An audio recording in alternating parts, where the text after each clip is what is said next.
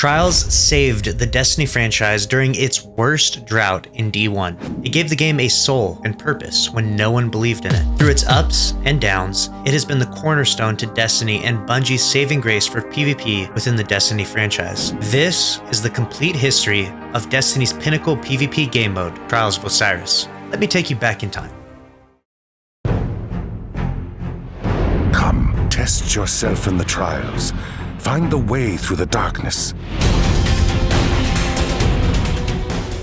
It's May 22nd, 2015. The Prison of Elders just released, and with it, a new playlist called Trials of Osiris. Trials was originally hosted by Brother Vance, a devoted follower of Osiris, one of the most powerful warlocks in Destiny lore. Light level advantages were enabled and teammate matchmaking was disabled. It was a hardcore playlist for the hardcore PvP crowd within Destiny. When Trials of Osiris dropped, it was a weekend-only activity. To enter the playlist, a Trials passage was required, costing players 500 Glimmer, and could be purchased from the vendor Brother Vance from the Veshan outpost on the Reef. Since players couldn't matchmake for teammates, they needed to have a pre-made team of 3, which was done through playing with friends or using the LFG forums. At this time, teams had to originally win 9 matches in a row without losing to achieve flawless status. However, there were boons you were able to purchase with passage coins that dropped as you played the playlist. These boons were able to give you Mercy of Osiris, which allows you to take a loss on the card and still be flawless, Favor of Osiris, which gives you a win to start your card, and lastly, Boldness, which gave you an extra win if you won your first game. With all 3 of these active before your first game, you could achieve flawless in 7 wins while taking no more than 1 loss. As interesting as Trials of Osiris was, going flawless was no easy accomplishment. Only the most skilled and dedicated players could achieve it. If you could successfully win those 7 matches before taking a loss on your card, you would be granted access to the Lighthouse social space on Mercury, with Trials-specific rewards like the Jewel of Osiris, the Summoner, the Messenger, Astral Horizon, and the Year 1 emblem for Trials, the Eye of Osiris. When it comes to the original meta at this time, the Crucible was much simpler. There were only 6 total subclasses: Voidwalker and Sunsinger for Warlocks, Rip Selfres, Striker and Defender for Titans, and Blade Dancer and Gunslinger for the Hunters. 2 most potent weapons were easily Thorn and the Last Word, simply because of Thorn's ability to 2-tap, along with its damage over time and the Last Word's crazy time to kill. It could kill in 11 frames. There were a lot of overpowered things at this time, like Pocket Infinity and Final Round Ephrodite's Spear. The special ammo economy worked very different too. When you landed into a match, you were given tons of special ammo to play with. However, if you wanted to get more ammo, you had to pull it from an ammo crate that spawned around the middle of the map. These crates would usually drop a significant amount of special that can be carried round by round, and you would keep this ammo throughout the game. Overall, Trials of Osiris was a huge success early on. At the time, there was some debate over whether or not outliers like Thorn and the Last Word should be nerfed, but for the most part, people didn't think too much about the meta. Trials somehow filled the void that existed since House of Wolves didn't come with a 6-man raid as expected. Everything was about to change though, as Bungie had a massive DLC right around the corner, one that would usher in the golden age of D1.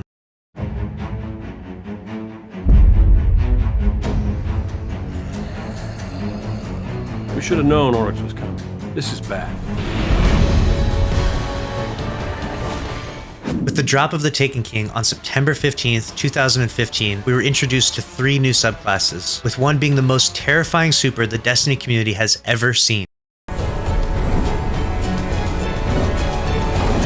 Titan Hammers. Bungie clearly didn't care much about sandbox balance within Destiny at that time. The Hammer Super could tank a high impact sniper to the head while throwing relentless hammers that had the explosive radius and damage of Nova Bombs. It was a great time to be a Titan main. With this new DLC, we also had the following weapons drop within Trials of Osiris: Doctrine of Passing Auto Rifle, the Water Star Hand Cannon, the Reflection Sun Pulse Rifle, the Inward Lamp Scout Rifle, the Elevating Vision Fusion Rifle, the Unseeing Eye Machine Gun, Tamarind Rocket Launcher, Binary Dawn Shotgun, Glass Promontory Sniper, and the Hick Gisette emblem. On top of all this new loot, Bungie would create their own crown jewel for the playlist, an in-game item so desirable that even the most casual player would try their luck, an emblem so rare and exclusive that few were able to achieve, the Scarab emblem. This was introduced in year 2 of Trials as an added incentive to play beyond flawless. Oh, you went flawless? Great, now play more. Every win on a flawless card has a chance to drop this rare emblem, but only a chance, and every win would be very difficult as you would only be matching other teams on their Lighthouse game just as driven to win as you. In year 2, weapon-wise, the meta shifted and revolved more around pulse rifles, scouts, and shotguns since hand cannons across the board got nerfed, thanks to Thorn in the Last Word. This opened the door for pulses like Reflection Sum, Red Death, Bad Juju, the Hawksaw, and the Suros PDX-45 to dominate the PvP meta. Upon the Taken King's arrival, the community sentiment was positive. There was so much to do and discover. It was one of the most exciting times to be a Guardian, and most who played during the initial months will reminisce of the good old days. Comment below if you played during the Taken King's launch and what your experience was like. Unfortunately, things eventually took a turn for the worse after the first couple of months. Over time, people lost motivation to play PvP and Trials of Osiris since there wasn't any updated loot and no changes to the meta. By the end of 2015, people ended up getting most of the rewards that the playlist had to offer, or simply didn't care enough to try and get them since they weren't meta-defining at the time. Guardians would see no significant sandbox changes until the April update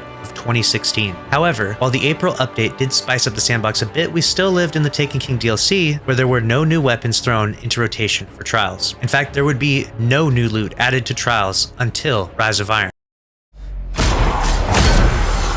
Join me, Guardian, and become an Iron Lord.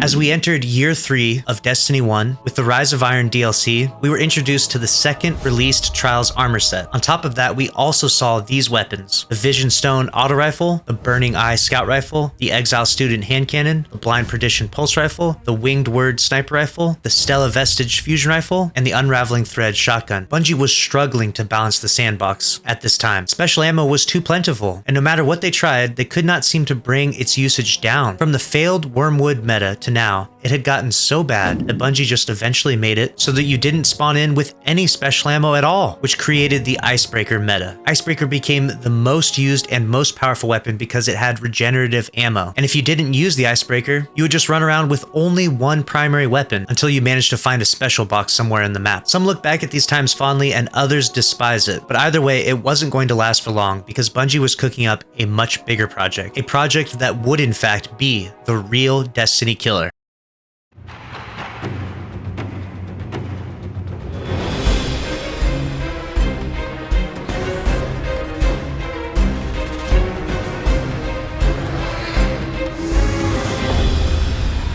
Destiny 2.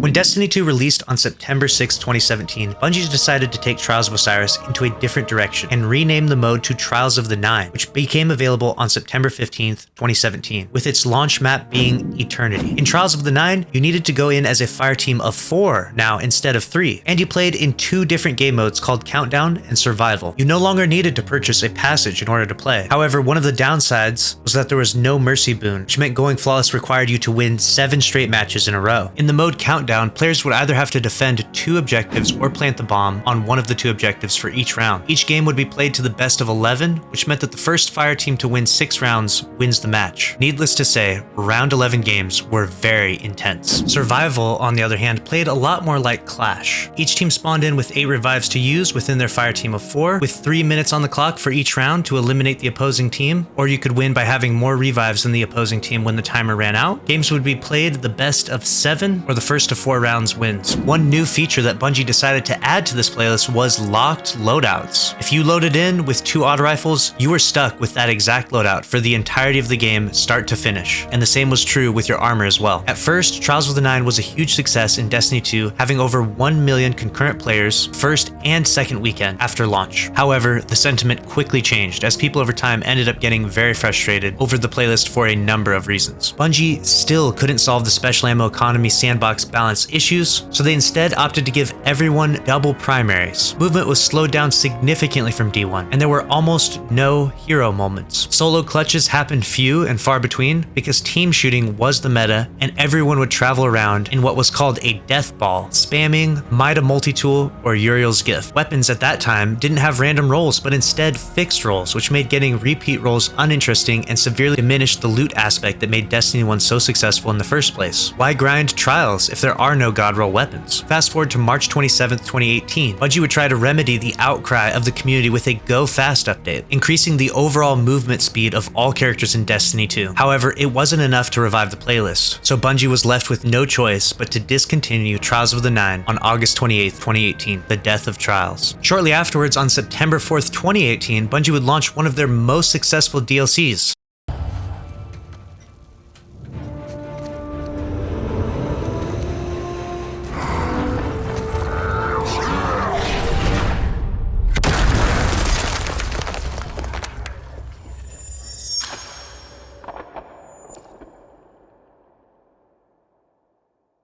It had an incredible raid, planetary destination, and so much more. It brought the return of random rolls on weapons and the return of the D1 style special ammo economy. Shotguns, snipers, and fusions were all back and could be used to capture those hero moments that the PvP community so desperately missed. The PvP sandbox changes were received well, but there was still something missing, an empty void that the competitive playlist did not fill. That void was Trials, but it would take Bungie until March 13th, 2020 to return the playlist to its former glory, or at least they thought. We are about to enter the cheater era of Trials in Destiny 2. But before we do, make sure you're subscribed to this channel so you don't miss out on more epic videos like this. Well, there's two snipers down here. Is this guy cheating or something? Is that a 2.0? God. We are yet again on episode, I don't even know if we're in the hundreds yet, but we're getting close. We've got yet another. When Trials of Osiris launched in Destiny 2, we were introduced to the classic elimination playlist that everyone enjoyed in the original Trials of Osiris from D1. The map was a remastered version of Burning Shrine, now named Burnout. However, the system at the time was still not perfect. Guardians were upset about the lack of adept loot within the playlist. You were rewarded for the loot progress you were able to make with your card. For the first week, you got the Scholar's Scout Rifle, the Exile's Curse Fusion Rifle, and the Tomorrow's Answer Rocket Launcher. And if you were able to successfully get Flawless, you would make it all the way to the Lighthouse to get a pair of gauntlets. If you were fortunate enough to go Flawless, you did get the glow on your Trials armor. But other than that, the only way to get additional loot was to turn in tokens you received throughout your games to Saint 14 for repeat drops. Turning in tokens for random rolls was fun, but the token economy was getting a bit exhausting and needing a long overdue revamp. But the loot was the least of our concerns, and we were about to face an insurmountable army of cheaters that few games have seen the likes of. When Trials of Osiris launched in D2, everyone was racing to get World's First Flawless, and the team that successfully made it to the Lighthouse first was unfortunately a team of cheaters. And this would serve as foreshadowing for the insane epidemic of cheaters that would follow. Beyond Light released on November 10th, 2020, and with the release we would see the arrival of adept rewards in Trials, further incentivizing players to play and encouraging cheaters to carry and recov accounts to get those coveted adept weapons. We were introduced to our first darkness subclass, Stasis. Bungie purposely overtuned Stasis to be ridiculously powerful by design as a selling point for the expansion. And when I say overtuned, I'm talking about Shatter Dive being truly unstoppable. For Titans, they were given a Godspeed super that froze targets around them, and a Stasis slide and Crystal Spam that gave them significant resistance against any gunplay. Warlocks had a crazy far Stasis melee that would freeze people from fusion rifle range, and a roaming super that could probably rival the Taken King hammers. Also at this time, in terms of the sandbox, we were introduced to the 120 RPM meta. Hand cannons had crazy range and could 2-tap with any damage perk. The game was in desperate need of an anti-cheat, but Bungie didn't implement a proper one until August of 2021, almost a year and a half after Trials' initial launch into Destiny 2. Bungie then announced a huge Trials revamp that would implement an anti-cheat, ban account recoveries, and do so much more for this playlist. To give you a good understanding of how hyped this revamp was for the Destiny players, we can look at how low the population was in Season 14 for Trials. For the last 6 weeks of Season 14, there was only one weekend that broke 150,000 total players. The revamp launched on September 10th, 2021 with Season of the Lost. Bungie completely removed tokens from Trials of Osiris. They completely restructured the loot system. At that time, Bungie then also required people to have the most recent DLC purchase in order to enter the Trials of Osiris, which prevented anyone from being able to create multiple accounts to enter Trials again and again, i.e. the cheaters. Bungie would launch their revamp of Trials of Osiris to such success that over 750,000 players played, which was probably the biggest win ever for Bungie in the Trials of Osiris playlist. After the revamp of Trials in Season 15, Bungie made some controversial decisions that made the community split on what Trials of Osiris' identity should be. After an amazing first week post-revamp, Bungie decided to introduce flawless and non-flawless pool. This form of matchmaking would split the player base into those who went flawless and those who haven't, making the replayability of Trials suffer at the cost of lowering the point of entry. This would last until Lightfall, which launched on February 28, 2023. During this time, we would also be introduced to Zone Capture Trials, later called Dominion, along with Freelance Trials throughout Season 15 to 19, where people had the option to only match with other solo queue players, an option that's loved by many. This would last until Lightfall dropped, where Bungie introduced their new fire team-based matchmaking. And that's where we are today. Trials playlist saved the Destiny franchise during the worst drought in D1, and it revived a dying Destiny 2. Love it or hate it, this playlist is the soul of PvP in the Destiny universe. Who knows where Destiny will be 10 years from now? It could be thriving, or it could be a dead game. But one thing is for certain, Trials of Osiris will be the most memorable PvP mode ever seen in the Destiny universe.